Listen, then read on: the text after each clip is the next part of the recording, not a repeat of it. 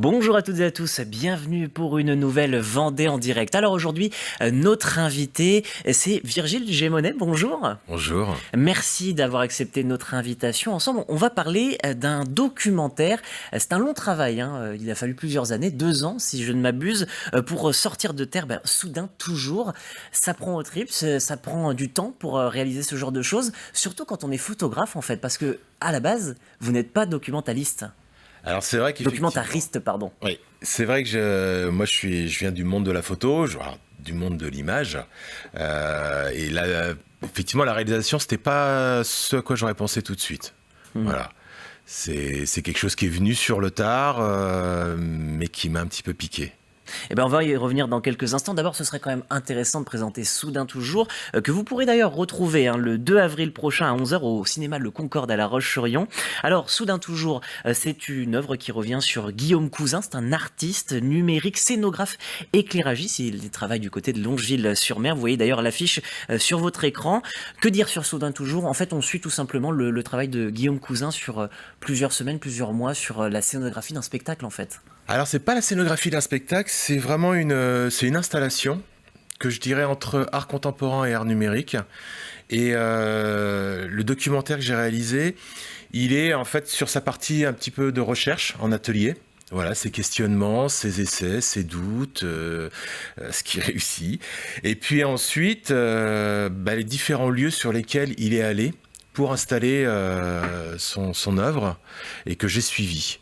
Voilà, en sachant que la particularité était que je ne savais pas du tout dès le départ où est-ce que j'allais, combien de temps ça durerait, et que ça a été vraiment au fur et à mesure où je lui ai dit ok, prochaine date c'est ça, je viens avec toi, et j'ai fait partie de ses valises pendant 1 an et demi.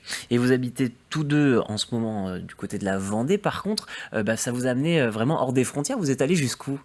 Alors effectivement, j'ai atterri jusqu'à Glasgow, voilà, au festival Sonica, où là j'ai participé avec lui pour le coup au montage de son œuvre, et puis ensuite sur place sur le festival, rencontrer un petit peu la programmatrice du festival, les différentes personnes qui étaient présentes comme des artistes, et tout ça fait aussi partie du film. Oui, parce que c'est un portrait qui parle de Guillaume Cousin, mais on voit aussi toutes les personnes qui gravitent autour de lui, tout ce monde de la mise en scène. Qu'est-ce que vous en retenez? Parce que c'est un univers que vous connaissez, hein, vous avez travaillé aussi comme technicien là-dedans, mais qu'est-ce que vous retenez en fait finalement de cette expérience et ce travail? Je dirais que j'ai retrouvé ce que j'avais un peu perdu, c'était le fait de bouger en permanence. Voilà, ces derniers temps, j'étais sur des projets de territoire où j'étais plus ancré justement sur un territoire. Et là, le fait de partir à Caen, de partir à Glasgow, revenir, monter à Longeville, partir à Nantes, etc. Ça m'a plu de retrouver cette énergie où vous êtes toujours en mouvement. Retrouver aussi l'énergie de rencontrer d'autres artistes, de pouvoir échanger. Voilà, je me souviens d'une artiste de Bristol avec qui on a passé une soirée échanger sur des concepts, sur des choses. Et j'ai trouvé ça extraordinaire parce que ça me nourrit aussi. Forcément, ça nous nourrit toutes ces discussions qu'on peut avoir et qui, des fois, quand vous êtes trop sur votre territoire, vous pouvez un petit peu perdre. Voilà. Et puis donc ce projet, on le disait, hein, c'est celui, et on le voit d'ailleurs sur les images qui passent derrière nous, sur les différents extraits. Voilà, il y a ce travail d'abord du photographe, il y a certaines images qui sont très léchées dans le documentaire, mais c'est quand même un travail très différent entre une photo qui est un instant T et un documentaire qui fait plusieurs minutes, quoi. C'est exactement ça, surtout qu'au début où j'ai commencé à filmer, j'étais très, je dirais, en mode reportage. Voilà, caméra au point, on va chercher l'image. Et c'est à un moment donné du doc où je me suis dit, mais stop, on se pose, on regarde ce qui se passe, on cadre et on fait une photo. Et là, on laisse tourner. Et j'ai commencé à avoir ce regard-là sur la moitié et la fin du documentaire, où vraiment j'ai eu envie de retrouver, comme vous dites, cette partie un peu photographique dans l'image. Et alors, est-ce que ça a changé finalement le montage? C'est-à-dire, est-ce que vous avez gardé plus d'éléments sur la fin? Est-ce que vous lui avez laissé une plus grande place et importance que le début finalement? J'ai cherché des moments, je dirais, plus statiques, en fait, dans le début. J'ai quand même gardé des moments de mouvement parce que pour moi c'est important, puis ça reste un doc, ça doit être vivant. Donc voilà, il y a aussi quand même cette notion de caméra au point, hein. tout ce qu'on voit à l'écran, rien n'est répété. Je dis pas à Guillaume, bah tiens, là tu rentres comme ça, j'ai mon image quand t'es rentré, tiens tu sors, tu fais... Non, c'était à moi de me trouver aux bons endroits, au bon moment, donc vous passez votre temps à courir, donc ça fait partie du doc, cette course. Et d'un autre côté, le côté posé, ça correspond aussi à l'œuvre de Guillaume. Voilà, Guillaume travaille avec l'air, avec la fumée, avec des installations qui sont très méditatives, donc il fallait que moi-même, j'ai un petit peu ce cadre. Et puis, quelque part, ça a transpiré sur moi, son travail. Parce que j'ai commencé effectivement un peu speed et j'ai terminé, j'étais posé.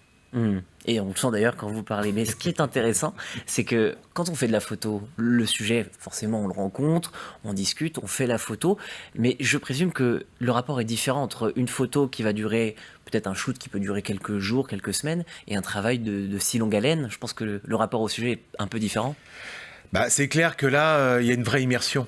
Je veux dire, la première fois où j'ai interviewé Guillaume, je me suis dit, tiens, je vais dans son atelier, c'est un grand atelier, je me mets dans un coin, je filme, c'est réglé. En fait, je suis arrivé dans un atelier qui était tout petit, et j'étais à moins d'1,50 m de lui en permanence.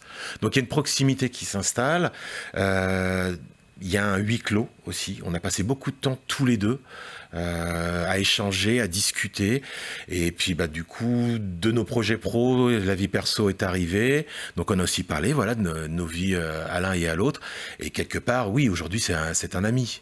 Et justement, il avait tout de suite accepté, parce que, sauf erreur de ma part, vous ne vous connaissiez pas avant à proprement parler, vous ne vous connaissiez pas avant le documentaire. Donc, est-ce qu'il a tout de suite accepté cette idée-là d'être le sujet d'un documentaire? Alors non. Il a fallu le convaincre un peu. Bah, disons que, alors déjà on avait tous les deux des emplois du temps assez chargés. Maintenant, c'est vrai qu'il me l'a dit après coup. Il m'a dit, écoute Virgile, j'ai mis un peu de temps avant de te dire oui parce que ça me gênait que pourquoi moi. En plus, je lui avais dit, je te demande rien, je viens de filmer, donc il me dit, j'ai pas non plus les moyens de t'accueillir. Mais voilà, au bout d'1 an, j'ai un petit peu insisté, j'ai fini par décrocher cette première interview. Il a fini par accepter que je revienne une deuxième fois et de fil en aiguille, voilà, ça s'est installé et il a accepté que oui, je venais sur mon temps personnel, que je pouvais dédier à d'autres projets et que c'était lui que j'avais envie de suivre. Et donc votre travail, on peut le retrouver le 2 avril prochain au Concorde. Ce sera une seule projection, on en retrouvera d'autres? Alors on en retrouvera d'autres, mais pas à La Roche-sur-Yon. Effectivement, à La Roche-sur-Yon, c'est vraiment la seule projection qu'il y aura. En plus, c'est vrai que je trouve qu'une projection dans un cinéma, c'est quand même autre chose. Donc j'invite vraiment les gens à venir le dimanche 2 avril à 11h, à réserver aussi. Eh bien, en Voilà. tout cas, le message est passé, Virgile. Merci beaucoup d'avoir accepté notre invitation. Merci à vous aussi d'avoir pris le temps de découvrir ce travail et ce portrait. Je vous souhaite une très bonne journée sur TV Vendée. L'information, l'actualité, mais aussi vos programmes continuent tout de suite.